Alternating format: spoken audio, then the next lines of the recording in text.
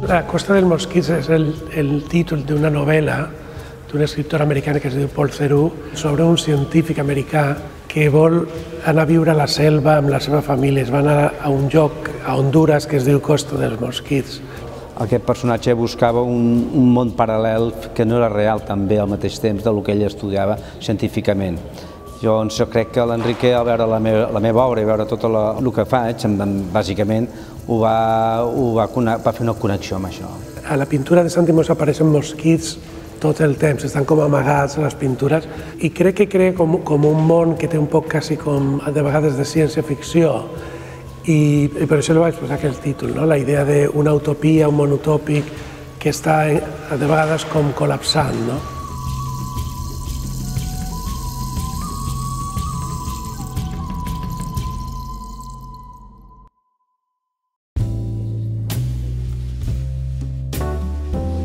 El Santi me va explicar que en un viatge que fue a l'Equador, a la selva, que li va cridar molta atenció el món dels insectes i dels arbres i les plantes i les flors. Va ser un viatge important per desenvolupar tota una sèrie de coses que sempre he portat sempre més amb mi. Després he anat afegint altres coses, però va ser un principi. La pintura del Santimos té un aspecte de pintura abstracta, però sempre hi ha com elements que són fàcils de reconèixer, com si fossin flors, o animals, objectes. Darrere de l'aparència abstracta té de vegades significacions molt concretes.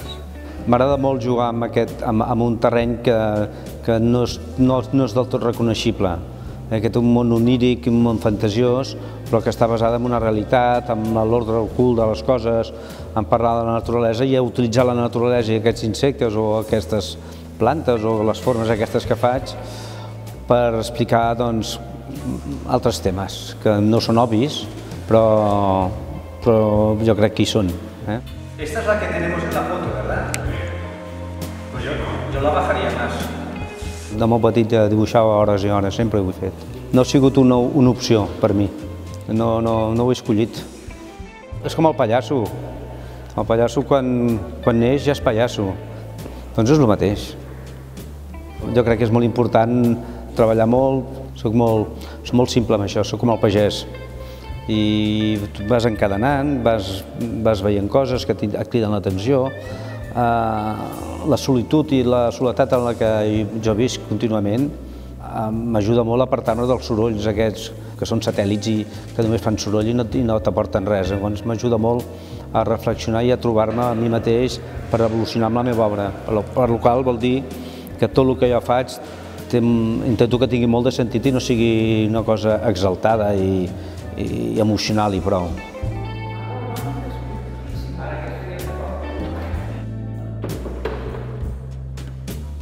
Poco a poco, molt a poco,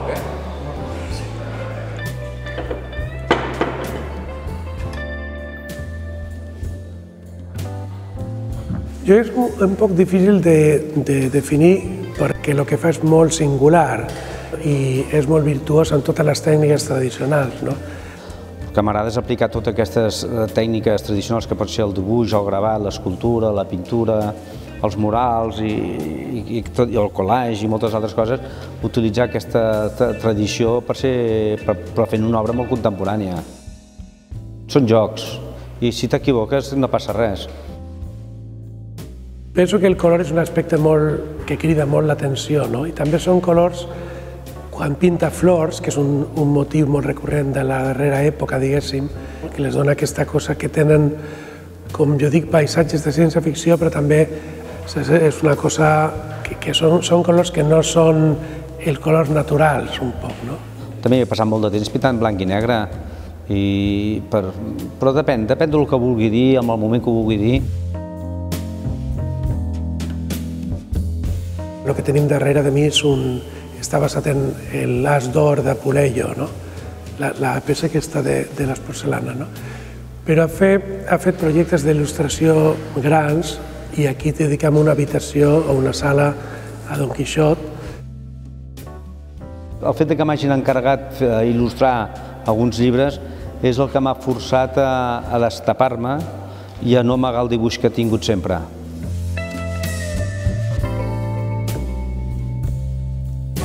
Hem muntat quasi cada sala com si fos una exposició independent. No? Hem començat com al final dels anys 90 i és des d'aquesta època que ja vivia a Nova York i crec que és el moment que desenvolupa la seva personalitat. No? Realment, amb tot el que jo faig, per molt diferent que sembli, sempre segueixo parlant de lo mateix. En aquest cas seria molt la naturalesa, l'ordre ocult de les coses, l'intentar buscar una profunditat de mi mateix, del meu món interior i anar pensant sobre això.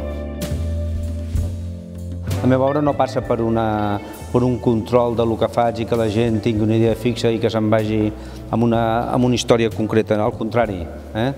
No tinc res d'això, al contrari, m'agrada molt més que el públic se la faci seva, l'obra, i tregui les conclusions que vulgui. Depèn molt sempre de tu. Llavors, si tu tens una manera de fer o treballes d'una manera i coincideix i veuen alguna cosa que els pot provocar un interès i una curiositat, doncs millor que millor.